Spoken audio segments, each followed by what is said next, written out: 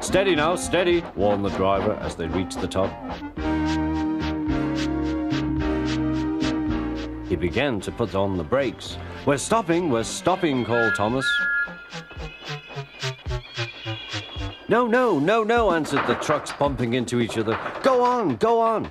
Before the driver could stop them, they had pushed Thomas down the hill and were rattling and laughing behind him.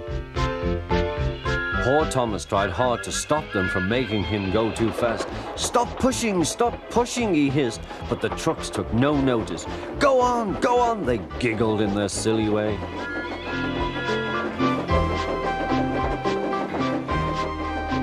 There's the station. Oh dear, what shall I do? He cried.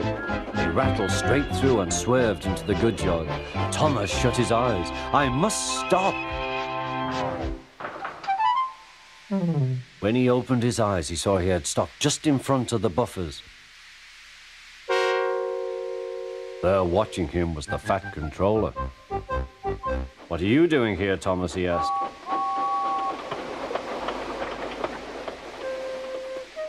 I brought Edward's trucks, Thomas answered. Why did you come so fast? I didn't mean to. I was pushed, said Thomas. You've got a lot to learn about trucks then, little Thomas. After pushing them about here for a few weeks, you'll know almost as much about them as Edward.